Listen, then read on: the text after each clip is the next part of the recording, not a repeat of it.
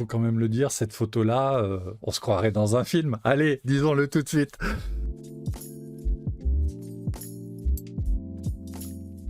Le Grumman Tomcat, c'est un des avions les plus populaires au monde. C'est l'avion emblématique des années 80. C'est le chouchou d'Hollywood. C'est celui qui a été l'avion préféré de toute une génération. La mienne, c'est une vedette indéniable, incomparable. On va vous en raconter l'histoire. On va surtout vous expliquer qu'en dehors des belles images, l'histoire, elle est un petit peu moins simpliste que ce qu'on a voulu nous faire croire. Et cet avion qui a été un petit peu trop rapidement qualifié de meilleur chasseur du monde, on va voir qu'il souffrait d'un certain nombre de défauts. Et c'est une histoire qui est, pour ça, vraiment intéressante. Alors, les avions ne naissent pas par hasard.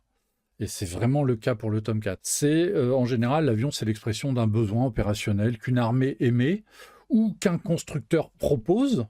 Et dans le cas du Tomcat, le besoin de l'existence du Tomcat, il est l'expression du besoin d'un intercepteur à longue distance.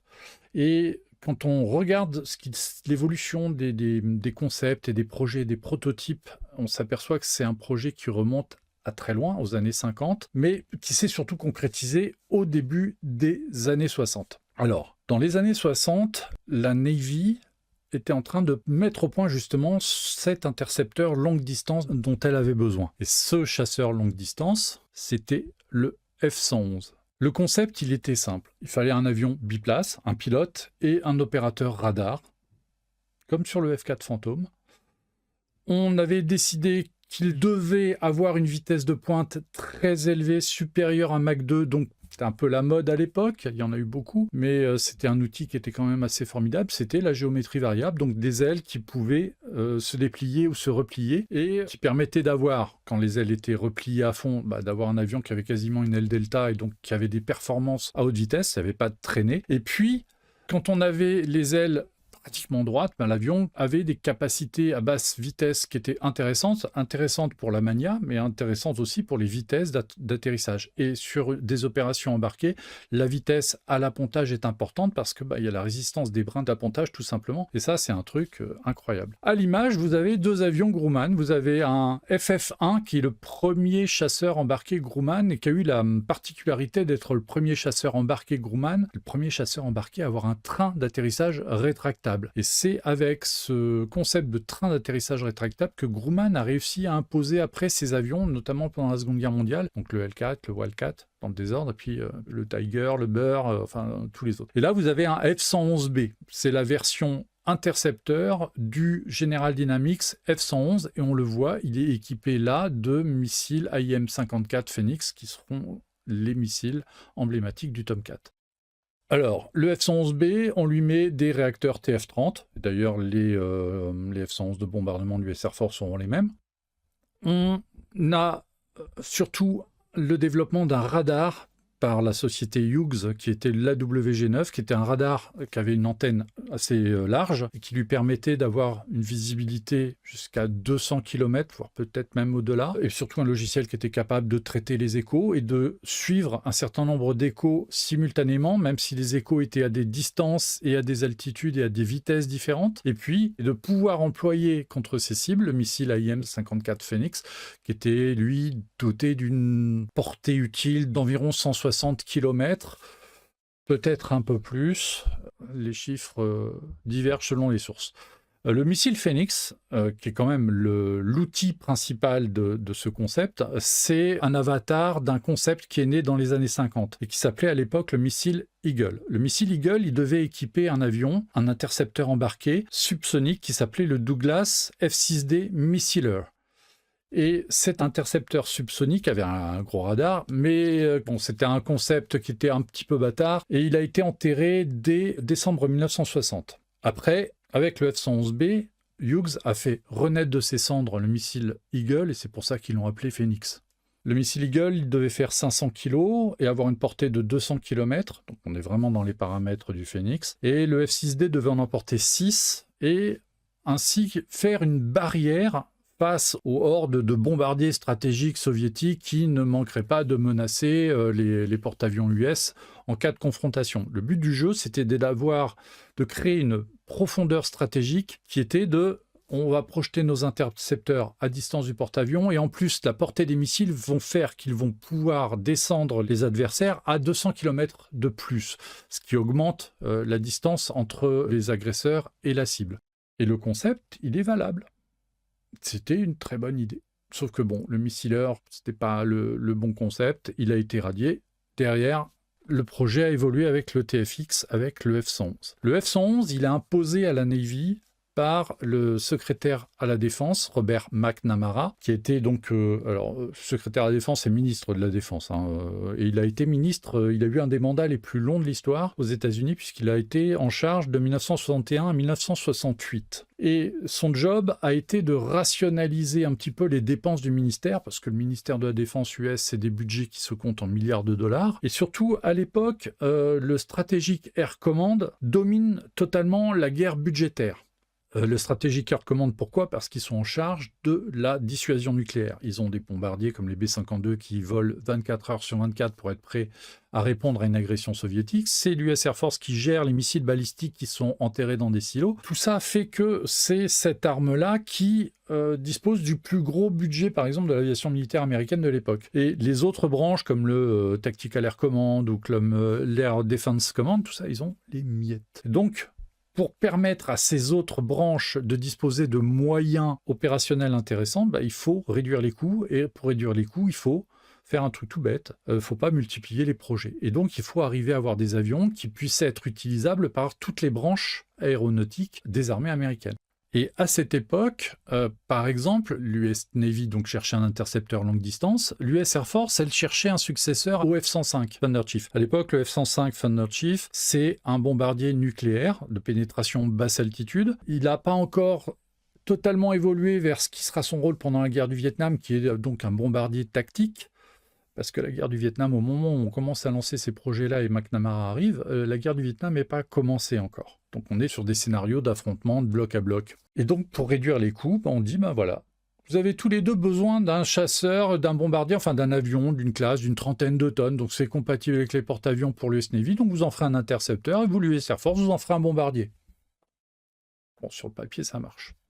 Mais bon, ça s'est pas très bien passé en fait. Le F-111 a été principalement développé sur les fonds de l'US Air Force. Par contre, la version navale, General Dynamics a été contraint, disons qu'elle a eu un accord avec Grumman qui a apporté à General Dynamics ses compétences en termes d'aviation embarquée. Parce que Grumman, depuis les origines, il faisait des chasseurs embarqués qui étaient plutôt pas mauvais. Ils avaient une vraie expérience de ce domaine-là. Grumman avait aussi une autre expérience qui était intéressante, c'était celui de la géométrie variable, puisqu'il avait déjà fait voler depuis très longtemps un prototype et un démonstrateur d'avion à géométrie variable, le Jaguar, qui était un fer à repasser, à faire voler, mais sur lequel le travail qui a été fait sur la géométrie variable et la fiabilité du système s'était avéré excellente. Donc c'était un mauvais avion, mais qui avait un bon système. Et ça, ils en avaient tiré des expériences intéressantes. Et pour ça, c'était important que Grumman puisse apporter sa compétence à General Dynamics pour cette version F-111B qui était destinée à l'US Navy. Et attention, on parle d'un chasseur embarqué, d'un intercepteur embarqué. Alors, cette normalisation des moyens et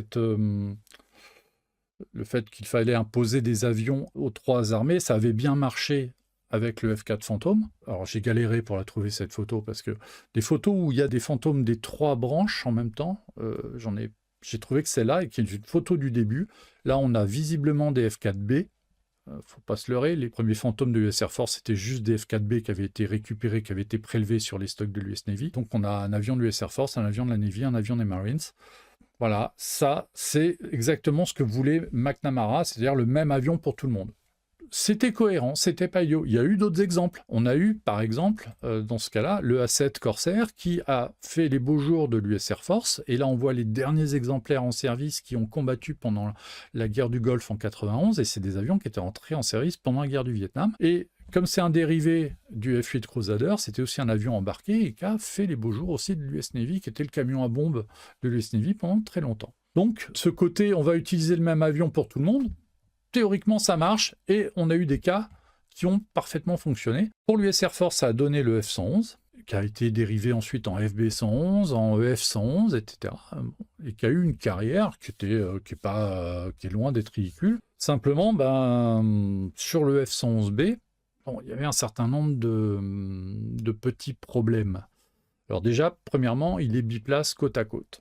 Bon, on parle d'un intercepteur, et on sait très bien qu'un intercepteur, à un moment donné, il peut se faire attraper par la chasse ennemie et engager un combat aérien rapproché. Le Fantôme, à partir de 65, on s'aperçoit que c'est beau d'avoir des missiles qui tirent à 45 km, le Sparrow, mais en fait, les combats aériens se déroulent sur des distances entre le tireur et sa cible qui sont de l'ordre de quelques centaines de mètres à 10 km maximum, parce que la configuration des combats, c'est ça. Donc sur le F-111, on décide d'avoir un équipage côte-côte, biplace côte-côte. Bon, très bien pour un bombardier, mais pour un chasseur, le pilote dit qu'est-ce qui se passe à droite? Ah à droite, comment dire, je le vois bien. Ça marche pas. Ça marche pas. Alors, ça c'était le concept sur les tout premiers prototypes. Sur les derniers prototypes du F-111B, ils avaient abaissé le siège du navigateur pour que justement le pilote ait une vue latérale intéressante. C'était la même chose d'ailleurs sur les Assist Intruder, où le navigateur était assis un tout petit peu plus bas, pour justement libérer de la vision latérale, mais on voit bien la configuration du cockpit aussi. Ce qui est important sur un avion de chasse, c'est de regarder ce qui se passe derrière. Et là, c'est clair, ils ne voyaient pas ce qui se passe derrière. Donc ça n'a pas plu aux pilotes de la Navy. Ce qui leur a pas plu non plus, c'est que l'avion n'avait pas de canon. Enfin, il aurait pu en avoir un, il pouvait en avoir un en soute. Donc c'était une option possible, mais ça a enlevé l'emport de Phoenix. Il peut emporter 6 missiles Phoenix, donc ça c'était très bien. Puis surtout, il y avait eu l'expérience de la guerre du Vietnam entre-temps, et que il fallait un avion qui soit aussi un chasseur. Et en plus, le F-111B a eu un énorme problème, c'est qu'il était trop lourd. L'objectif était d'avoir un avion qui faisait 30 tonnes de masse maximale au décollage. Enfin, et même masse maximale au catapultage. Les F-111B faisaient 30 tonnes de masse à vide. Donc l'avion était trop lourd. Il n'était pas non plus hyper bien motorisé, c'était des TF-30, c'était pas le réacteur qui poussait le plus. Enfin bon, c'était le petit dernier de chez Pratt & Whitney, donc il fallait le prendre. Et puis surtout, il a souffert d'un vrai problème, c'est que l'US Navy ne supportait pas le fait que ce soit McNamara, que ce soit un politicien qui leur impose cet avion. Et à la première occasion, ils l'ont défoncé. Et c'est un amiral du nom de Thomas G. Connolly qui, devant le Congrès, s'est pointé en disant, voilà, le F-111B que vous nous proposez, on n'en veut pas. Ça ne fera jamais un bon chasseur. On a besoin d'intercepteurs, mais il faut que l'intercepteur soit aussi viable. Et au moment où Connolly fait ce discours, on est en 68. Et en 68, là, les retours de l'expérience de la guerre du Vietnam, ils sont là. Les F-4, ils sont confrontés à des MiG-17 et il faut manœuvrer. Ou il faut avoir des canons. Le F-4 n'avait pas de canon. Le projet est enterré. Alors chez Grumman, on avait senti la douille depuis un moment et ils avaient commencé à mettre une équipe sur un projet maison, un tout petit peu mieux pensé, un petit peu plus cohérent. Parce que Grumman, on le sait, c'est une entreprise où l'aviation embarquée, c'était quand même le cœur du métier, et ils ont placé un ingénieur, Michael Peleak, sur ce projet de chasseur embarqué. Et Michael Peleak a suivi le projet Tomcat de ses premiers développements, donc à la fin des années 60, jusqu'à sa retraite en 1986. Alors il est décédé depuis, mais c'est quelqu'un qui, on peut l'appeler Monsieur Tomcat, réellement. Et des fois, on donne ce titre-là à un certain nombre de gens, de pilotes, etc. Lui, il était ingénieur en chef chez Grumman, et lui, vraiment, c'était le papa du Tomcat. Il faut bien retenir son nom, Michael Peleak. Alors, chez Grumman, on sait qu'aussi, il ne faut pas trop perdre de temps, donc pour gagner du temps et aussi du budget, il décide de reprendre un certain nombre de points du F-111B, notamment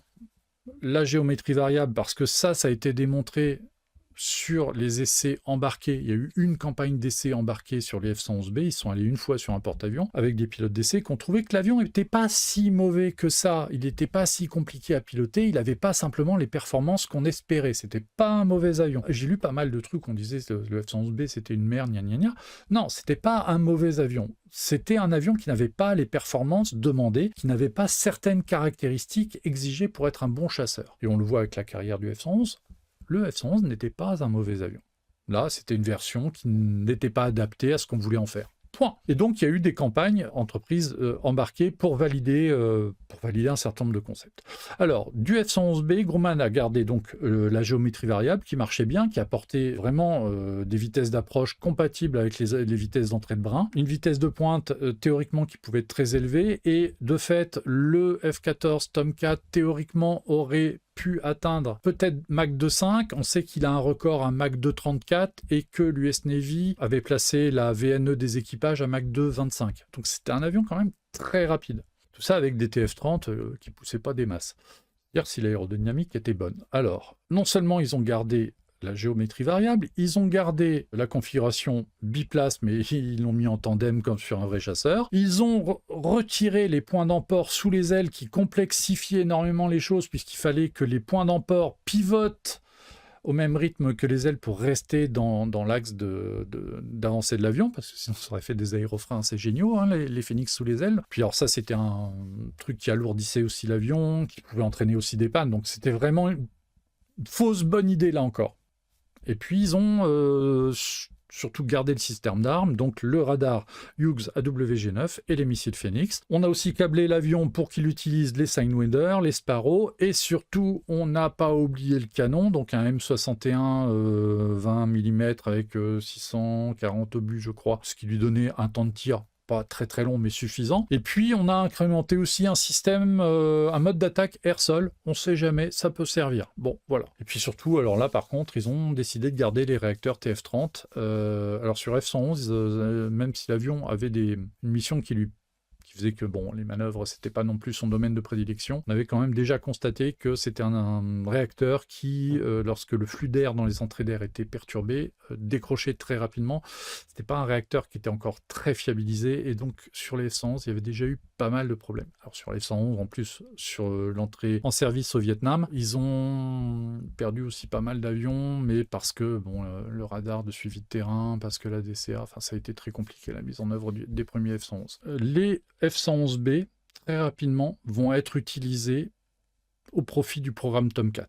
Les avions F-111B, les 6 ou 7 qui ont été construits, vont continuer à voler jusqu'au tout début des années 70, parce qu'ils vont être utilisés justement pour aider à la mise au point du F-14 Tomcat. Et ça, c'est une photo que j'aime beaucoup, parce qu'elle est intéressante. Alors déjà, des F-111, vu qu'il y en a eu 6 ou 7 de construits, en avoir 3 sur la même image, c'est bien, mais ça, c'est une photo qui a été prise à Culver City. C'était sur l'aérodrome privé de Hughes Aircraft. Ils avaient leur aéroport, et leur aéroport, il était dans la région de Los Angeles. Aujourd'hui, cet aérodrome n'existe plus. Aujourd'hui, c'est un ensemble de bâtiments, c'est une zone industrielle tout simplement. Elle est juste à côté de la Marina del Rey. Et en fait, c'était une piste qui était juste à 2,5 km au nord de Los Angeles International. Donc si vous allez voir Google Earth, par exemple, vous allez voir, alors il faut remonter une vingtaine d'années parce qu'il a été remplacé il y a une vingtaine d'années, mais on en voit encore un petit peu les traces. Et c'est une photo qui est prise à cet endroit-là. Aujourd'hui, c'est une zone urbaine. On a l'impression que c'est la campagne, qu'on est au milieu de nulle part. Non, on est à 2 km de Los Angeles International. Et c'est une photo de la fin des années 60, début des années 70. En fait, il y a une bizarrerie dans la nomenclature. Non, le F-110 F4H a été renommé F4, mais le F-111 n'a jamais eu de référence Navy, parce qu'il est resté F-111B. Il aurait pu être le F-12, oui, peut-être, mais comme à partir de 62, les avions de la Navy sont devenus aussi des F, il serait resté F-111 de toute façon en service. On a ici une photo qui montre un F-111B, un des protos, en train de tirer un missile Phoenix au profit du programme F-14 Tomcat. Et c'est une belle machine, c'est une machine qui a des formes assez intéressantes. En maquette, ouais, ça fait un bon sujet. Ouais, et puis, alors tu peux aller faire des what if aussi là-dessus, hein, aux couleurs du VF-84. Enfin, tu peux y aller, tu peux te lâcher. Chez Grumman, on avance vite et bien. Et avant même la fin du programme F-111B, ils ont présenté une maquette de ce qui pourrait être un chasseur embarqué, un intercepteur polyvalent embarqué. Alors, il s'appelle à ce moment-là le projet Grumman 303, qui a évolué ensuite en 303E. Et ça, c'est une maquette qui est présentée, je crois, aux alentours de 67-68, pour montrer que, voilà, si on fait un chasseur, nous, Grumman, il ressemblera à ça. Et on voit que les principaux éléments du Tomcat y sont déjà. Évidemment, verrière biplace, présence du canon, il va bouger un peu. Le gros radar, parce qu'à l'époque, plus l'antenne est grosse, plus elle voit loin, donc forcément, il faut un avion avec un gros nez. Le train d'atterrissage, c'est déjà celui du Tomcat.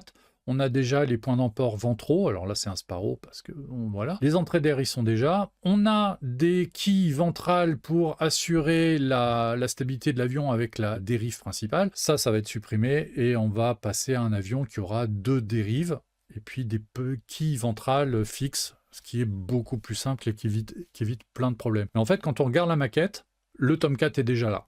Vraiment.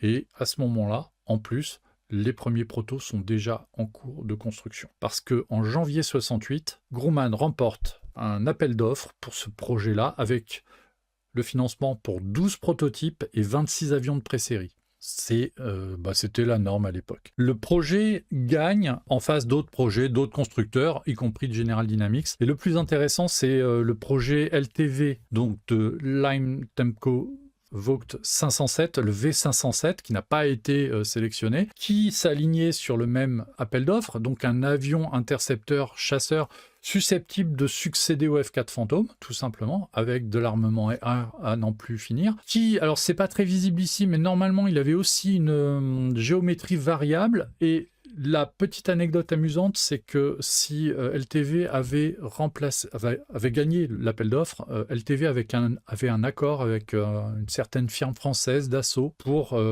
justement la géométrie variable, pour utiliser les résultats que Dassault avait eus sur le Mirage G. Bon, voilà, ce qui s'est passé, c'est que Vought n'a pas eu le contrat, et donc Dassault n'a pas été impliqué dans un avion de chasse embarqué US dans les années 70. Là aussi, il y a un beau tas de what-if à faire en maquette pour ceux qui veulent. L'avion avait une forme intéressante, reprenait aussi des choses qu'on voit dans le Tomcat, mais ça fait une belle machine. Le F-14 est en cours de construction. Le prototype effectue son premier vol le 21 décembre 1970 avec à son bord Robert Smythe et William Bill Miller. Et c'est un vol qui est effectué avec un mois d'avance sur le planning prévu. Alors là, vous imaginez l'exploit. Regardez dans l'histoire de l'aviation les entreprises qui ont réussi à faire voler un prototype avec un mois d'avance. Accrochez-vous. Ça, c'est pas le proto du premier vol, c'est le proto numéro 5. Le proto du premier vol, on n'en a pas beaucoup de photos parce que le 30 décembre suivant, donc 9 jours après le premier vol, Robert Smith et Bill Miller ont fait le deuxième vol. Alors, ils ont inversé leur place. Sur le premier vol, c'était Smith qui était assis à l'avant et Miller qui était assis à l'arrière. Pour le deuxième vol, ils ont inversé, donc Miller à l'avant, Smith à l'arrière. Très bien. Et ils partent pour un vol d'essai local. Mais alors, dès le décollage, ils ont commencé à avoir des problèmes. Ils ont à peine eu le temps de s'éloigner de la base que l'avion qui les suivait a dit « Oh là, vous avez des fumées qui sortent, etc. » Et puis l'équipage a ressenti que dans les commandes de vol, il se passait des trucs. Effectivement, ils ont perdu le circuit hydraulique principal. Puis ils ont été obligés de s'éjecter en finale. Et ils se sont vraiment éjectés à la toute dernière minute. La vidéo montre le crash. Et vraiment, ils sont passés pas très très loin. Ils ont planté donc le premier prototype parce qu'il y avait eu des essais statiques qui avaient été faits, qui avaient fait des dommages qui n'avaient pas été décelés à l'après-vol parce que c'était en interne et le système a lâché pendant le vol. Éjection, les deux s'en sont bien sortis même s'ils sont tombés pas très très loin de la boule de feu. Pas de blessures graves malgré tout, mais prototype perdu, sauf que c'était le premier prototype et surtout le seul en état d'avancement puisque les autres étaient en attente. De fait, le programme a pris 6 mois de retard. Alors les essais en vol se passent moyen parce qu'ils prennent donc comme ça 6 mois de retard, les autres avions arrivent, il faut réadapter, rééquiper tout ça. Et puis au fur et à mesure des essais, on découvre que l'avion est bon, mais il a un certain nombre de problèmes. Alors il y a des petits problèmes qui se déclenchent comme ça, par exemple les ailes, la géométrie variable, elle se bloque parfois à 50 degrés, donc à mi-course. Et donc quand ça survient, il faut pouvoir débloquer le système et il faut aller chercher un breaker qui est derrière le siège éjectable. Donc ça oblige à faire des contorsions sur un siège qui ne sont pas forcément évidentes. Pour ceux qui volent en avion régulièrement, y compris sur des avions à siège éjectable, aller chercher un truc derrière, c'est pas toujours évident. Sur un F-14, ça devait être le cas. Et puis, il y a eu un deuxième truc qui était assez pénible pour eux, c'est que des fois, là, c'est la manette des gaz qui se bloquait. Alors, la manette des gaz, elle avait un système d'assistance qui fait que pour pousser les gaz, il fallait appliquer une pression de 3 kg. Et quand le système tombait en rade, il fallait appliquer le double, donc 6 kg. Et ramener un avion et gérer les gaz avec une poignée qui demandait 6 kg de pression, c'était visiblement pas un sport de masse. Et puis, il y a eu un drame en 72, alors que le programme était quand même assez avancé. Il y a un prototype qui a été perdu, et Bill Miller, qui était donc le pilote du deuxième vol, qui avait été le copilote du premier vol, a été tué. Alors on suppose devait faire une démonstration en vol sur une base aérienne, une base de la Navy, et il s'était entraîné un jour où la météo était un peu crapoteuse, et il était seul à bord, parce que le Tomcat, pour certains vols, n'exige pas un navigateur, et on suppose qu'il a eu le blocage des ailes, et que pendant qu'il allait chercher le breaker derrière, il a perdu un petit peu la conscience de situation, il a percuté l'eau, il est mort sur le coup. Le problème, c'est qu'il est mort avec le seul prototype qui était équipé pour donner les résultats, il y avait tout un tas de capteurs, pour la première campagne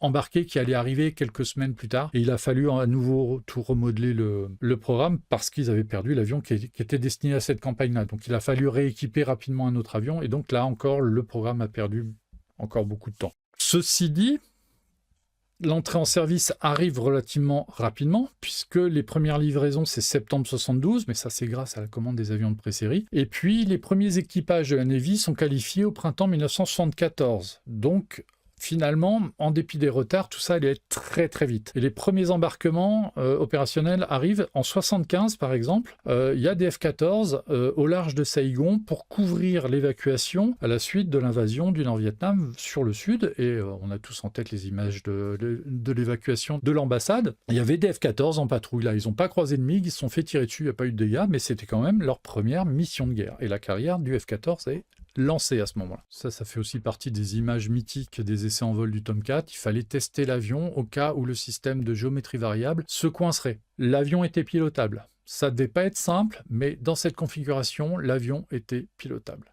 Le F-14, et c'était pas un avion bon marché, et donc pour assurer les coûts... Alors déjà, il y a eu une astuce, c'est que Grumman, au moment de l'appel d'offres, ils ont fait un truc qui leur a coûté cher, c'est qu'ils ont sous-évalué leur avion. C'est-à-dire qu'ils l'ont proposé à un prix à l'US Navy, qui leur permettait pas de gagner d'argent. Ils l'ont vendu à perte. Les premiers l'ont vendu, mais clairement à perte. Il leur a fallu des années pour récupérer du pognon sur le programme Tomcat, et le programme Tomcat a toujours été cher. Donc pour combler ces affaires-là, il y avait une possibilité qui était, il fallait exporter l'avion. Ok, très bien, pourquoi pas. L'avion a été proposé au Canada, et là c'est un avion qui a fait une tournée au Canada, il est aux couleurs canadiennes. Il a été proposé au Royaume-Uni, mais les Britanniques ont dit non, on va reprendre du Fantôme, mais ils ont pris du F-4J à nouveau. L'avion a été proposé à l'US Air Force pour remplacer par exemple les F-102, qui étaient des intercepteurs, qui étaient surtout utilisés par l'Air National Guard à cette époque-là. Ils ont proposé une version un petit peu moins performante du Tomcat, mais qui pouvait toujours emporter des missiles Phoenix. Et puis, il a été proposé aux Marines.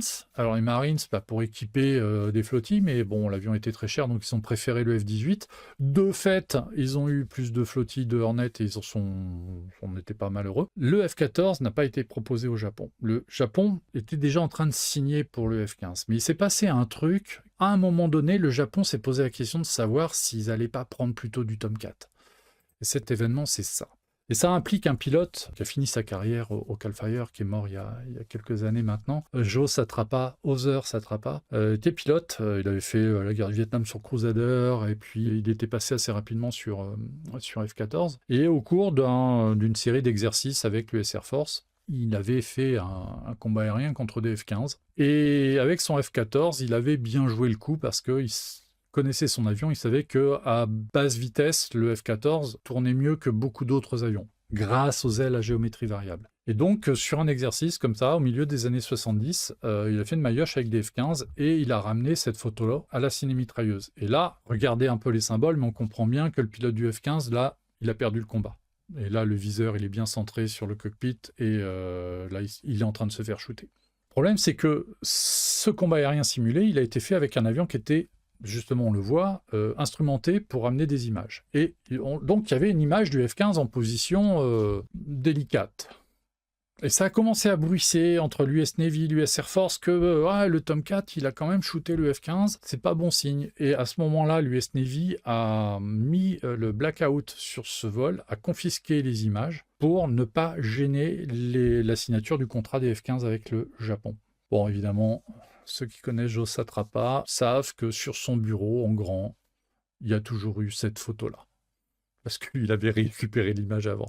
Mais il a failli foutre un peu le beans dans un contrat dont les Japonais n'ont pas eu vraiment à se plaindre non plus. Mais ça fait partie des grandes anecdotes du Tomcat. Juste avant, en 73, le Tomcat a été présenté au Salon du Bourget, par exemple. Il paraît qu'il a fait une très très belle démo, mais bon, moi j'avais 2 ans à l'époque, donc je ne l'ai pas vu. Puis 73, bon, c'est le crash du Tupolev, donc on se souvient pas trop du Tomcat, sauf que ça a joué des trucs. Et puis voilà, il y a eu un contrat à l'export pour le Tomcat. C'est que, alors j'ai pas vérifié, mais il me semble que le Shah d'Iran, Pahlavi, était présent au Salon du Bourget et qu'il aurait vu la démo du Tomcat, mais surtout derrière, aux États-Unis, il était à Andrews et il a eu droit à approcher le Tomcat et avoir une démo en vol pour lui tout seul, et il a été vraiment séduit par le Tomcat.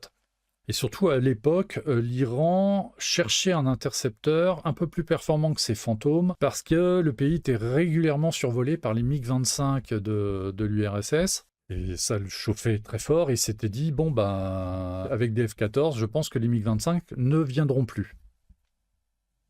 Et voilà. Il a commandé en 2 blocs de 40 avions, 80 F-14 pour équiper sa force aérienne. Il y en a eu 79 de livrés, comme prévu. Le dernier est resté aux États-Unis chez Grumman pour servir d'avion d'essai, parce que pour aménager un certain nombre de choses dont le client aurait besoin. Donc l'avion, et puis aussi pour former les premiers équipages. Donc il y en a un qui est resté aux États-Unis. Évidemment, on le sait, en 78-79, il y a une révolution. Début 79, le Shah est renversé, est obligé de quitter le pays. Et c'est l'ayatollah Khomeini qui prend le pouvoir. À ce moment-là, la brouille avec les États-Unis, elle est assez monstrueuse. Bon, il y a l'histoire des otages de l'ambassade d'Iran, avec toutes les suites, etc. Bon, il y a une vraie coupure avec les États-Unis, alors que jusque-là, l'Iran était un partenaire des États-Unis. Le régime en place en Iran avait été quand même mis en place par les États-Unis quelque part, donc faut pas l'oublier non plus. Et de fait, les F-14 n'ont plus été soutenus. Il y a eu un embargo, un blocus. Les F-14 iraniens n'ont plus été soutenus du tout par Grumman. Et les Iraniens se sont débrouillés comme ils ont pu. Il y a un point qui est important et qui avait été soulevé tout à l'heure, c'est que comme Grumman avait sous-estimé le prix de son avion, eh bien, perdait de l'argent, et en fait, le contrat iranien a sauvé quelque part le programme Tomcat et tous les développements qui ont suivi pour l'US Navy, parce que sinon le Grumman partait dans le trou, tout simplement. Donc c'est un contrat qui, par les milliards qu'il a apportés, a permis de sauver l'ensemble du programme. Donc quand on dit le Shah d'Iran a participé au financement du programme, oui, grâce à sa commande, réellement. Et mais c'est ce qu'aurait fait n'importe quel autre client de toute façon. Alors l'histoire des Tomcat iraniens, elle est compliquée à suivre parce que il y a une vraie coupure et on n'a pas beaucoup d'informations. Moi, je sais que dans les années 80, par exemple, il y avait des rumeurs qui disaient ils n'ont plus de missiles, donc l'avion est utilisé comme un wax. En fait, pas tout à fait. Alors, je reviens juste un petit peu en amont. Comme le Tomcat était l'avion d'élite de l'aviation iranienne, les pilotes qui étaient sur Tomcat étaient vraiment c'était les chouchous du Shah. Voilà, c'est ça, c'était la garde rapprochée, c'était les pilotes favoris du Shah. Donc quand Khomeini est arrivé au pouvoir, les pilotes de Tomcat, alors il y en a un certain nombre qui se sont exilés, pas tant que ça, et tous les autres ont été emprisonnés parce que c'était l'ennemi. Certains ont été exécutés. Ils ont tous été torturés, parfois leur famille aussi, et ils étaient en prison. En 1980, la guerre Iran-Irak éclate. À ce moment-là, les équipages que l'Iran avait essayé de commencer à former sur Tomcat n'avaient pas l'expérience requise pour aller au combat. Il a fallu sortir les pilotes des prisons et leur dire pardon, on se quitte bons amis, vous pouvez reprendre votre boulot et sauver l'Iran. Il faut être très patriote pour reprendre les commandes d'un avion et se battre à nouveau pour un régime qui vous a torturé, qui vous a foutu en prison. Entre le moment où ils sont sortis de prison et ils ont pris le pilotage, ils ont eu des stages, vous voyez ce que je veux dire. Donc l'histoire, elle est glauque, elle est sombre, l'histoire des F-14 iraniens. Après, pendant la guerre, qu'est-ce qui s'est passé? Alors, on arrive à avoir aujourd'hui un petit peu des éléments. On a des données, par exemple. On sait qu'il y a eu, du temps du Shah, 3 éjections sur F-14 Tomcat, puisque le fabricant d'essais éjectables a les registres. Mais du jour au lendemain, à partir de la chute du Shah, il n'y a plus de data qui arrive chez Martin Baker. Plus qui arrive du tout chez Grumman non plus. On sait qu'ils avaient reçu 270 missiles Phoenix sur les 438 qu'ils avaient commandés. Ils ont tous été tirés pendant la guerre, ça c'est sûr. On a environ, en fonction des sources, 200 revendications de victoire d'équipage de F-14. Alors, par recoupement de témoignages, par des rapports de renseignement de l'époque, il y a beaucoup de doutes. Par exemple, sur les revendications, on a 2 revendications contre des super-étendards irakiens. Or, on sait qu'il y a eu sur les 5 super-étendards qui ont été utilisés par l'Irak, il y en a 4 qui sont revenus, il y en a un qui a été détruit. Les circonstances de la destruction de celui qui a été détruit, elles sont pas très claires parce que, selon certaines sources, il était effectivement engagé en combat, mais il a fait l'objet de revendications de fantômes. Il aurait pu se planter en essayant d'esquiver un tir ou en essayant d'esquiver une accroche radar. On a pas mal de revendications, par exemple, de combats aériens contre les F-1. Visiblement, les Mirage F-1 étaient une des cibles prioritaires pour les Tomcat. Et il y a quand même pas mal de victoires aériennes avec des Phénix. En ce qui concerne les pertes au combat, les pertes du F-14 n'ont pas été très importantes. J'ai trouvé 2 revendications irakiennes contre 2 F-14, dont une qui paraît sûre avec un missile 530D, Matra 530D, tiré par un Mirage F-1 le 19 juillet 1988. Donc il y aura au moins une victoire aérienne d'un Mirage F-1 contre un F-14. Bon, c'est difficilement vérifiable, mais ça fait partie des éléments qu'on peut apporter dans cette histoire-là. Combien il reste de F-14 Tomcat en Iran? Je n'ai pas la réponse. Les dernières estimations, ça tournait autour d'une trentaine, voire d'une vingtaine. Avec les événements qui sont en cours, combien il va en rester, ça, alors là, je ne peux pas le dire. Je pense que ça fait partie des cibles prioritaires, parce que même s'ils n'ont plus de missiles Phénix, ils ont adapté des missiles à eux. Il faut juste comprendre un truc, c'est que depuis 47 ans, l'Iran entretient et fait voler ses Tomcat sans aucun soutien de l'industriel. Donc c'est tout de la rétro-ingénierie. Et ils sont parvenus à maintenir des avions pendant 47 ans. Ça veut dire que derrière, il y a des ingénieurs un bon niveau. En même temps, on est dans un pays qui a un programme nucléaire aussi quelque part, donc il faut des ingénieurs qui ont un certain niveau pour ce genre de choses. Ils ont adapté des missiles de production locale au radar AWG9, qu'on ne veut peut-être pas forcément les perfos du Phénix, mais qui permettaient aussi peut-être de tirer à longue distance. Donc à voir ce qui se passe. On peut dire une chose, c'est que le F-14, c'est un avion qui a une carrière au combat qui est très très importante, mais c'est en Iran. Là, il y a vraiment des missions de combat et beaucoup de victoires aériennes. Le nombre, on ne le connaît pas avec précision. Il y a 200 revendications, ce qui est quand même beaucoup. Et même si tu as un overclaim de, allez, on va dire, de 50%, bah, ça fait une centaine de victoires aériennes, c'est pas négligeable. Et puis même si tu as un overclaim de 75%, ça fait quand même des jolis scores. Côté US Navy, il y a eu aussi des combats, ils sont assez célèbres. Je ne vais pas les détailler plus que ça, on va quand même les passer en revue. On a ici les 2 équipages du VF-41 de l'USS Nimitz qui, le 19 août 1981, se sont fait agresser par des Sukhoi 22 libyens. Le 19 août 1981, donc, cette patrouille voit arriver sur les radars, et puis avec les Hawkeye, des Sukhoi. Et ça manœuvre de façon assez agressive, radar allumé. Alors le radar allumé chez les pilotes de chasse, c'est t'as dégainé ton flingue, hein, tout simplement, c'est ça un peu le message. Et puis, alors qu'ils sont en rapprochement, il y a un des Sukhoi 22 qui tire un missile. Visiblement, le missile pas guidé, parce qu'il part... enfin, c'est pas un danger pour les équipages de F-14. Se pose la question si, sous l'effet du stress, par exemple, le pilote n'a pas tiré le missile par erreur. Ce qui s'est passé, c'est que la riposte elle a été immédiate. À partir du moment où un missile était tiré, les 2 F-14 étaient en légitime défense et eux n'ont pas raté leur coup. Ils se sont mis en position, ils ont manœuvré quelques virages et ils ont tiré. Chacun un Sidewinder et 2 Sukhoi 22 OTA. Enfin, en mer. Il y a un des pilotes qui s'est éjecté, l'ailier, mais on ne sait pas s'il y a eu une mission de récupération par les Libyens, donc on ne sait pas ce qu'il est devenu. Là, vous avez donc les 2 équipages. Ici, vous avez Hank Kleinman, qui était à l'époque le patron de la 41, vous avez son navigateur Venlet. Ici, vous avez Mudzinski, et le dernier, c'est Anderson. Alors, pour la petite histoire, Kleinman s'est tué sur F-18 quelques années plus tard à Miramar, un accident...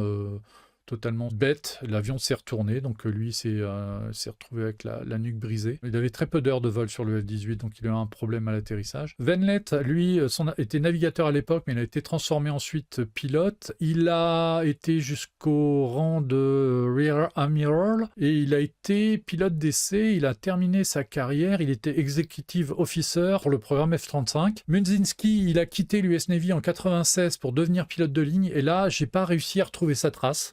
Il est sans doute à la retraite aujourd'hui, je ne sais pas chez qui il a volé, je n'ai pas réussi à retrouver sa trace, il n'y a pas beaucoup de données sur lui. Et quant à lui, malheureusement, Anderson, qui était donc navigateur, il s'est tué bêtement en faisant du ski à Aspen, dans le Colorado, il est rentré dans un arbre. Bon, c'est des accidents de ski, des acteurs à qui ça peut arriver, et ben c'est arrivé à lui.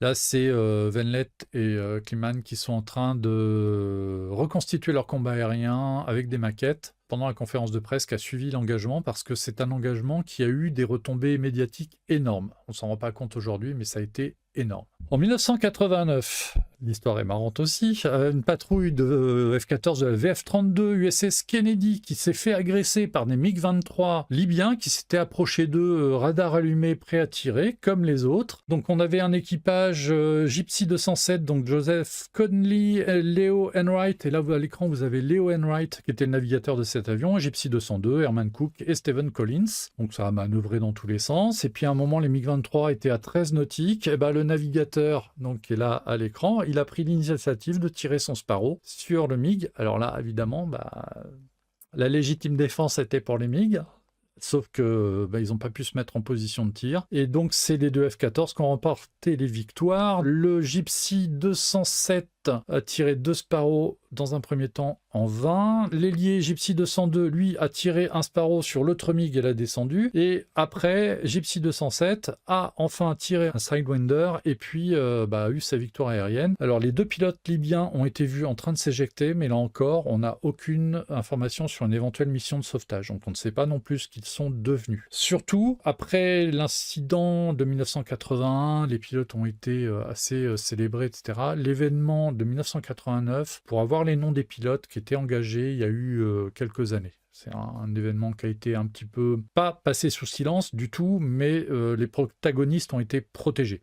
Ensuite, un des grands engagements des F-14, ça a été donc la guerre du Golfe. Alors ici, vous avez un F-14 en train de survoler la base de Al-Jaber au Koweït, et la base d'Al-Jaber, c'est celle qui avait été attaquée par les Jaguars au premier jour. Ça peut faire partie des dégâts qui ont été infligés par les Jaguars français, ce qu'on voit. Sous réserve, je le précise. Oui, alors les F-14 étaient présents aussi pendant la guerre du Golfe en 91, mais alors le résultat était moins brillant puisque le 21 janvier, c'est un F-14 qui est abattu par un SAM-2. Alors le pilote a été récupéré, mais son navigateur a été fait prisonnier, interné par les Irakiens pendant 43 jours jusqu'à la fin du conflit. Il a été libéré. Il n'était pas en très très bon état. Il a eu un accueil lui aussi viril, mais correct. Viril quand même. Et puis le 6 février, l'AVF-1 a obtenu une victoire aérienne, mais alors là contre un Mi-28, un pilote qui a croisé donc un hélicoptère qu'il a shooté avec un Sidewinder, et c'est surtout la seule victoire du F-14 pendant tout le conflit, alors que les F-18, donc les grands rivaux sur les ponts des porte-avions US à l'époque, on avait eu 2, puis alors les F-15... une trentaine. Alors l'équipage victorieux, Donald Burroughs comme pilote et Don McElraft comme navigateur. L'avion sur lequel ils ont eu leur victoire aérienne a été détruit dans un accident en juin 2000 sur l'USS Tennis, mais l'équipage est sauf. Image typique de la guerre du Golfe en 91, un puits en feu et un F-14 qui fait sa patrouille. Ça, c'est le fameux Fast Eagle 107. Donc, c'est l'avion qui a été utilisé par Minzinski pendant l'événement de 1981. C'est un avion qui est devenu célèbre dans l'US Navy puisqu'il a été détruit lorsque la première femme pilote de chasse embarquée de l'US Navy s'est crashée en 93, Clara Green. C'est le sujet de la bande dessinée Tomcat de Romain Hugo, dont on a déjà parlé. C'est une des rares photos du Fast Eagle 107 qui existe sur l'USS Nimitz après le kill. Alors qu'est-ce qu'ils sont devenus les autres MiG killers, enfin Sukhoi killers? Donc le Gypsy 207, il est préservé au NASM à Washington Dulles. Le Gypsy 202, donc ça c'est les deux avions de 89. Il a été modifié en F-14D. Aux dernières nouvelles, il était stocké à Davis Monthan. Alors j'ai pas eu le temps de vérifier s'il était encore visible sur les images satellites, parce qu'il n'y a pas beaucoup de F-14 qui restent à Davis Monthan. Le Fast Eagle 102 est exposé au musée de la Commemorative Air Force et il a été inauguré par Venlet en personne. Et donc, évidemment, le Fast Eagle 107, lui, on connaît son histoire. Et c'est une autre histoire. Les autres combats aériens de l'US Navy, c'est mars 86, donc un mois avant l'attaque de Tripoli. Il y a eu un combat aérien entre deux F-14 de la VF-102, donc de l'USS America, contre deux MiG-25 libyens. Mais comme les pilotes de F-14 n'ont pas eu l'autorisation de tir à temps, et chacun était reparti de son côté parce que plus de carburant. Mais ça aurait pu faire une belle histoire aussi. Il y a eu des tirs de Sparrow en août 1987 dans le golfe Persique, donc pendant une croisière au large de l'Iran. Un équipage de la VF-21 de l'USS Constellation qui a tiré 2 Sparrow sur un P-3 Orion iranien, mais sans résultat. Le 22 novembre 1987, en Méditerranée, alors, Ça, c'est aussi une drôle d'histoire. Un jeune pilote de la VF-74 de l'USS Saratoga, qui est en exercice d'interception sur un RF-4C de l'US Air Force, a tiré un missile live sur sa cible. Alors l'équipage du Fantôme s'est éjecté. Ça compte pas comme victoire aérienne parce que c'est un tir fratricide. Le pilote coupable de ce tir, parce qu'on lui avait demandé de simuler le tir et pas de le tirer, il a été déclassé, il est parti dans l'errance, mais il a quand même fini amiral. Comme quoi. Donc il y a un certain pilote de F-18 Kowiti, on va voir ce qu'il va devenir après dans le reste de sa carrière. Puis dernier événement, le 5 janvier 1999, il y a 2 F-14D du VF-123 qui ont tiré des Phoenix contre 2 MiG-25 irakiens qui venaient de pénétrer dans la no-fly zone. Les MiG ont immédiatement fait demi-tour et ont mis plein gaz. De fait, les missiles Phoenix ne les ont pas touchés.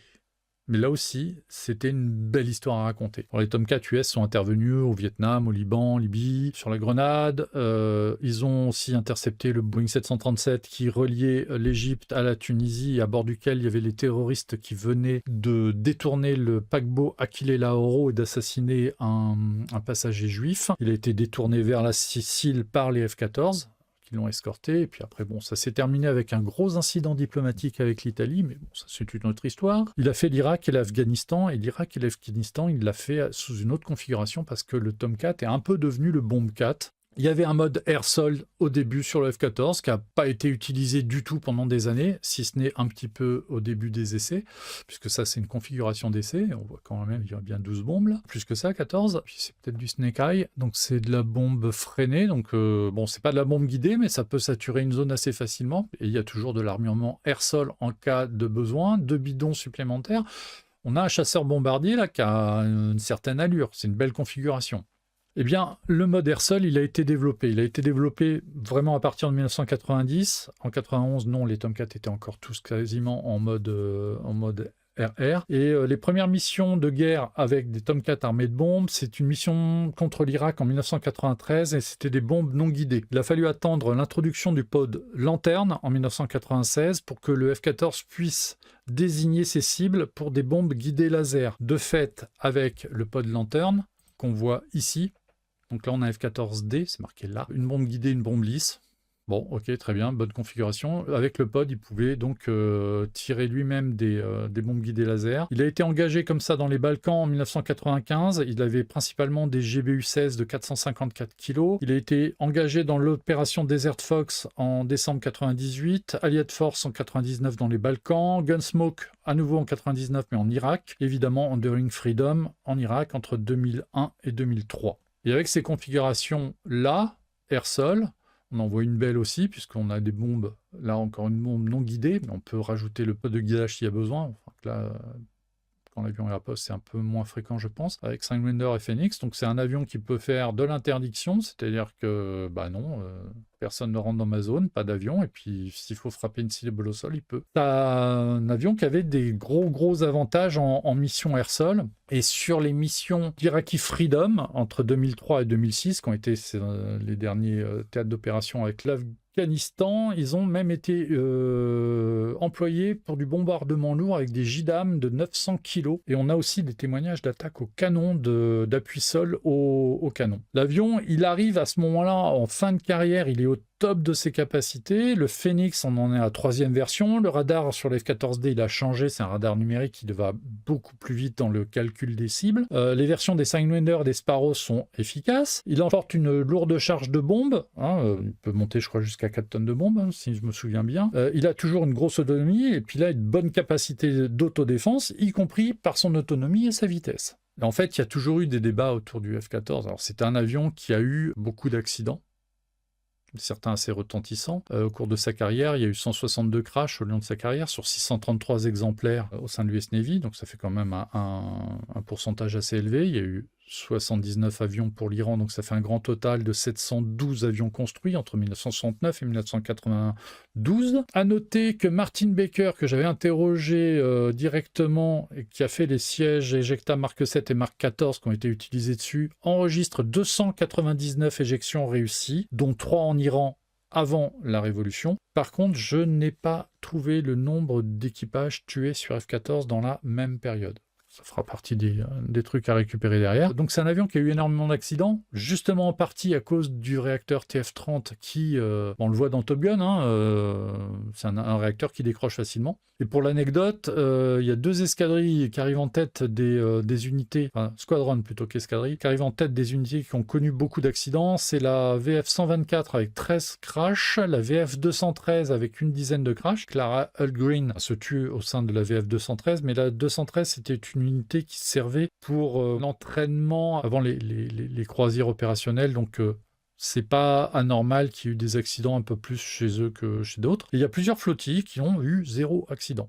Et donc, on parle de taux d'accident, il y a eu 20 accidents toutes les 100 000 heures de vol dans les années 70, ça a beaucoup baissé derrière puisqu'on est tombé à 6 accidents toutes les 100 000 heures de vol dans les années 90, mais ça restait sensiblement plus élevé que pour les autres avions de la Navy. En fait, la moyenne en carrière, elle a été d'un tout petit peu de moins de 5 accidents toutes les 100 000 heures de vol, et avec souvent le réacteur en cause. Par contre, c'était un avion qui était relativement solide, parce que là, on a un avion qui est tombé à la baille, il est quand même reconnaissable, la partie centrale est très costaud. Pour l'anecdote, quand le prototype s'est crashé avec Bill Miller, donc il était dans la baie de Chesapeake, donc c'était pas très profond, ils ont récupéré l'épave, la partie qui gère la rotation de l'aile à géométrie variable était en titane, elle était intacte, et donc la pièce de l'avion crashé a servi très longtemps chez Grumman pour faire tous les essais de réparation de ces systèmes-là. Donc on pouvait réutiliser des pièces de Tomcat crashées. C'est incroyable. Et donc, à cause de ce choix de réacteur TF30, le Tomcat n'a jamais été un avion fiable, en plus d'être un avion cher à opérer, cher à l'achat, mais très cher aussi à opérer, très complexe. Il y a une maintenance qui était une maintenance de folie sur ces avions-là. Eh bien, il aurait pu avoir une autre carrière si on lui avait donné la chance d'avoir une autre carrière. Et cette chance, en fait, il va l'avoir en toute fin de carrière, et c'est ça qui est un peu dramatique. En fait, le péché originel du Tomcat, c'est les réacteurs TF30, qui devaient être là, quelque part un peu à titre provisoire, parce que, bon. Et effectivement, dans les années 70, ils ont testé un prototype avec d'autres réacteurs, légèrement plus puissants, des Pratt & Whitney F401. En fait, ce sont des réacteurs Pratt & Whitney F100 modifiés pour une utilisation navale. Le réacteur Pratt & Whitney F100, c'est le réacteur qu'on trouve sur les F-16 et les F-15. Le problème, c'est qu'au moment où ils ont testé le F401 sur le Tomcat, les F-16 et F-15 n'étaient pas encore vraiment en service et les réacteurs n'étaient pas du tout fiabilisés comme maintenant. Et donc, la Navy, sur ces réacteurs-là, a eu des déboires. Donc, ils ont laissé tomber. Et ils ont laissé tomber un peu trop tôt parce que s'ils avaient un petit peu insisté, ils auraient eu un avion avec des réacteurs fiables et plus puissants. Parce qu'en plus, le Tomcat, si on le compare avec le F-15, le Tomcat est plus lourd que le F-15 de base, avec des réacteurs qui poussent moins.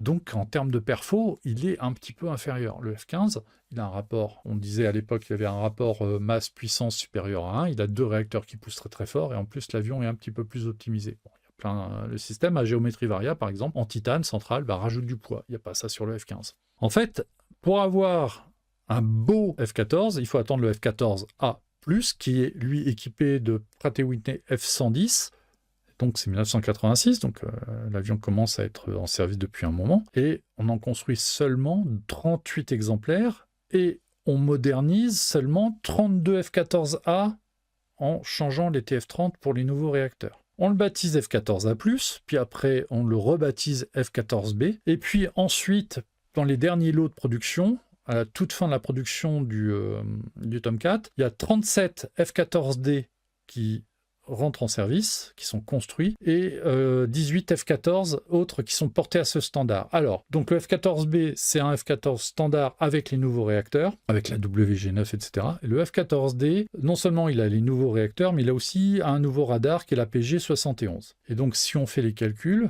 sur 712 Tomcat, il y en a eu seulement 125 qui étaient au standard espéré. Et ils arrivent vraiment en toute fin de carrière de l'avion. Les ailettes d'Apex, alors ça j'en ai pas parlé parce que j'ai pas montré de photos. Non, ils ne les perdent pas, en fait, ils sont neutralisés depuis très longtemps sur les F-14A, visiblement, c'est un truc qui servait à rien. C'était quelque chose qui à la base était pensé pour donner une meilleure maniabilité à l'avion quand il était à très haute vitesse avec les ailes en flèche, max, mais en fait ça servait à pas grand chose. Donc elles étaient neutralisées parce qu'elles servaient pas à grand chose. C'était aussi un truc pour supprimer des risques de panne.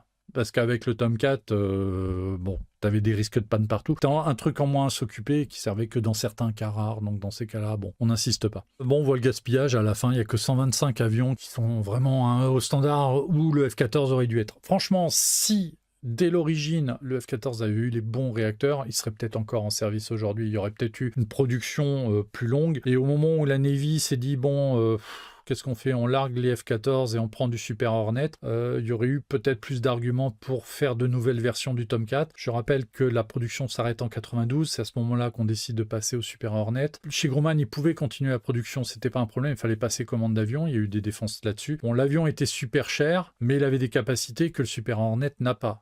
Voilà, la capacité d'emport, la capacité d'assurer des missions de tir à longue distance, d'employer une gamme d'armement assez large aussi. Bon, l'avion est gros et cher. Bon, voilà, quand on y réfléchit, donc le Tomcat, il a arrêté de service en 2006 pour l'US Navy. À ce moment-là, les derniers avions produits, ils n'ont qu'une quinzaine d'années. On va dire qu'ils sont à mi-potentiel quelque part. Alors, le Super Hornet comme intercepteur à longue distance, ils y pensent. On a vu passer des photos il y a un an environ de Hornet avec des missiles, des gros missiles. Ne me demandez pas le nom du missile, je m'en souviens pas, mais c'est un missile qui est censé pouvoir tirer à 160 ou 200 km. Donc en gros, 20 ans après, on s'aperçoit que les capacités du Tomcat pouvaient être intéressantes. Et dans ce qui se passe aujourd'hui en Iran, de pouvoir tirer à longue distance, ça peut être intéressant. Nonobstant quelques petits détails. Parce que justement, c'est bien d'avoir des missiles qui tirent très loin comme ça. Mais il faut pouvoir identifier les cibles. Au Vietnam, par exemple, le premier combat aérien des F-4 de l'US Navy, ça se passe près de l'île du Hainan. Il y a une maillotche avec des F-4 fantômes et des MiG chinois. Et en fait, la première victoire qu'on attribue à un équipage de l'US Navy, c'est un équipage qui disparaît au cours de ce combat aussi. Et on se pose la question de savoir si c'est pas un tir fratricide, un des F fantômes qui sont arrivés à la rescousse juste après et qu'on balançait des Sparrows un petit peu dans la mêlée et qui aurait pu très bien toucher le truc. Parce que le but du jeu de tirer à longue distance, c'est qu'il faut faut identifier formellement sa cible. Et à 160 km, on est au-delà de la portée visuelle. Alors sur le Tomcat, il y a eu des systèmes qui ont été installés pour justement permettre à l'équipage de faire une identification visuelle de la cible, qu'on voit ici. Donc c'est le TCS pour TV Camera 7, et sur les F-14D, on a rajouté un IRST, c'est-à-dire un système de recherche et de tracking infrarouge qui aide aussi à la prise de décision au moment du tir. À bord des F-14, on a aussi un système qui s'appelle le Combat Tree. C'est un truc qui est apparu pendant la guerre du Vietnam et qui reste quand même relativement secret. Et visiblement un système qui analyse les émissions des IFF, donc des transpondeurs amis ennemis de l'adversaire pour en tirer des données tactique utilisable par l'avion qui en est doté. Et on a des attestations d'utilisation du Combat Tree sur les F-14 iraniens. Bon, le Phoenix, il est déclaré OPS en 1974, on va en revenir un petit peu là-dessus. Bon, ça c'est un beau F-14 qui a été préservé à USS Hornet. Il y a environ 81 F-14 qui ont quand même été sauvegardés à l'arrêt des vols en 2006. Les autres ont été broyés pour qu'il n'y ait pas de pièces qui partent en Iran. Donc voilà, c'est le TCS d'un F-14. Là, c'est un F-14D c'est celui qui est préservé au NASM. C'est un des MiG-23 Killer. Et on voit qu'il y a du Phoenix. Alors, donc le Phoenix, il y a eu 3 versions, hein, l'AIM-54, le 54B et le 54C. C'est un missile qui fait 450 kg, 60 kg de charge explosive, donc portée utile de 160 à 200 km. Portée minimum 3 km, donc il faut que la cible soit 3 km, voire plus, pour pouvoir lui tirer dessus. Production à 5000 exemplaires. Alors, il coûtait 477 000 $ en 1974. Il en faisait 830 000 $ à la fin des années 80. C'est un truc qui fait 4 mètres de long, 38 cm de diamètre, 90 cm d'envergure. Et il reprend en fait l'architecture aérodynamique du AIM-4 Falcon, qui était plus petit, qui a été utilisé au Vietnam et qui n'était pas terrible. Il y a eu 50 Falcon tirés au Vietnam pour 5 victoires aériennes. Et donc, il était couplé à l'AWG-9 pour traiter, classer plusieurs cibles à des distances et des altitudes différentes. Il était tellement en avance sur son temps qu'à l'entrée en service du F-14, il y a eu un jour un avion qui est tombé, qui ne s'est pas craché, qui est tombé du pont d'un porte-avions dans des eaux pas trop profondes, enfin quand même 640 mètres. Il y a eu une énorme opération de récupération de l'épave de l'avion pour que le Phoenix et la WG-9 ne tombent pas aux mains des Russes qui suivaient tous les porte-avions américains et qui ont bien vu qu'il y avait un avion qui était tombé à l'eau. Ils ont eu un problème sur l'automanette alors qu'ils étaient en attente de catapultage. L'avion a passé les cales, il a commencé à rouler. Il arrive en bout de pont, l'équipage s'est éjecté parce qu'ils allaient tomber à l'eau, et l'avion est tombé à l'eau. Eux se sont posés sur le pont, pas été trop cassés, mais l'avion est tombé dans l'eau et sans trop subir de dégâts. Donc il y a eu une opération, c'était au large des Orcades. Ils ont récupéré le F-14, ils ont cherché toutes les pièces pendant un mois parce qu'il manquait un Phoenix et il fallait absolument préserver les secrets du Phoenix parce que c'était une arme qui était décisive, qui pouvait changer le sort d'un combat. Sur les F-14, on trouvait aussi le pod TARPS, alors je vais pas revenir plus dessus, mais en gros c'est un pod qu'on mettait à la place des Phoenix et qui servait pour faire de la reconnaissance, puisque l'US Navy avait retiré ses RF-8 Crusader, elle avait plus d'avions photo. Et là, le Tomcat a aussi fait cette mission-là avec donc ce gros pod dans lequel il y avait plein d'appareils photo et qui a très vite évolué. Dans les dernières versions du pod, il y avait du matos numérique aussi. Et une belle photo d'un avion de la VF-111, hein, je crois, en train de tirer un Phoenix. Les pilotes de Tomcat, vu qu'il y a eu 5000 Phoenix tirés, il y a pas mal d'équipages qui ont tiré du Phoenix en exercice et sur des cibles téléguidées. Dans leur série que j'ai fait pour le FANA, il y en avait un qui disait qu'au cours de sa carrière, il en avait tiré 5. C'est beaucoup. Vous demanderez à un pilote de chasse français combien de missiles il a tiré au cours de sa carrière, un pilote de Mirage 2000, quand il en a tiré un en vrai, c'est déjà énorme. Ouais, la photo est magnifique, mais le F-14 est un avion absolument télégénique, enfin, une belle machine, tout simplement. Voilà, la mission pour laquelle le Tomcat a été conçu, ça a été pour intercepter les bombardiers soviétiques. Quelque part, il a été conçu pour une mission qu'il n'a jamais effectuée, puisque les combats aériens dont il a été l'acteur, au moins avec l'US Navy, ont toujours été des combats aériens à très courte portée. Mais voilà, il y a eu l'Iran qui modifie la donne. Et est-ce que le concept du Tomcat, qui aujourd'hui on se dit, bah voilà, il a fait une carrière qui était quand même pas très très longue par rapport à son homologue F-15, qui est toujours en production, il y a beaucoup de débats autour du Tomcat. C'est un avion qui n'a pas été le premier de la classe, comme on nous l'a vendu. C'est un avion qui a eu beaucoup de pertes, qui n'a pas été suivi au niveau industriel non plus. Jamais il aurait dû voler aussi longtemps avec des TF-30. Il n'aurait jamais dû garder les TF-30 jusqu'à la fin de sa carrière. C'était une hérésie. C'était un truc qui ne poussait pas, qui tombait en panne à la moindre contrariété, qui a tué des pilotes. Mais voilà, il n'a pas accompli la mission pour laquelle il a été conçu, mais en même temps, c'est plutôt une bonne nouvelle parce que ce genre d'engagement à longue distance contre des bombardiers stratégiques soviétiques, ça voulait dire que c'était la bonne et que bon, il y aurait peut-être eu des pétardades de bombinettes et donc le résultat aurait été pas chouette du tout. Mais c'est un avion qui a marqué son époque, notamment grâce à Hollywood. Alors là, je passe des photos, elles sont toutes plus jolies les unes que les autres, mais il faut dire que l'avion a porté aussi des décorations fabuleuses. Là, c'est la VF-103 qui a repris la déco de la 84 des Jolly Rogers, c'est une des plus belles. C'est pas de la basse visibilité comme aujourd'hui, c'est des avions qui sont assez voyants. Quelle gueule! Et c'est pour ça que l'avion est devenu une vedette aussi. Alors évidemment, le film le met en valeur, Top Gun le met en valeur, mais il le met en valeur dans une mission qui n'est pas la sienne. Quoique, à basse vitesse, les ailes bien déployées, l'avion était très facile à basse altitude et à basse vitesse. Ouais, je m'en lasse pas. En fait, il n'y a pas eu que Top Gun. Ouais, celle-là aussi, elle est chouette. Il n'y a pas eu que Top Gun. Top Gun, en 1980, c'est déjà une star d'Hollywood. Et on avait oublié un petit peu ce film parce qu'il ne passe pas souvent à la télé. Moi, je pense que je ne l'ai pas vu depuis 25 ans, celui-là. The Final Countdown. Et en français, Nimitz Retour vers l'enfer. C'est un bon film d'aviation. C'est un très bon film de science-fiction. Le pitch, c'est simplement l'USS Nimitz en 1979 traverse un orage magnétique et il se retrouve près de Pearl Harbor à la veille de l'attaque japonaise. Et l'équipage en devient conscient et se dit, est-ce qu'on change le cours de l'histoire ou pas? Et le film est génial pour ça parce que c'est comme Retour vers le futur, c'est est-ce qu'on change le passé? Et donc, si on change le passé, on change le futur. Super bon film, avec des super acteurs. Il y a Kirk Douglas, Martin Sheen. Et puis, il y a des images de F-14 en vol qui sont juste absolument géniales. Voilà. Il y a un combat aérien contre des héros qui vont sans pesant de cacahuètes. Surtout que c'est filmé avec des T6 modifiés en 0 et puis des vrais F-14. Donc, En plus, la VF 84, qui quand même, à l'époque, avait une décoration, on l'a vu sur la 103, qui quand même claquait sa race méchant. Et puis, évidemment, il y a eu Top Gun, mais on va pas en parler, parce que, bon, on va pas trop en parler de Top Gun, mais c'est vrai que Top Gun a fait très fort sur... voilà. Moi, des Tomcat, alors, j'en ai vu un certain nombre de fois. Dans les années 80, j'ai tourné autour du Kennedy en bateau, donc il y avait des Tomcat à bord.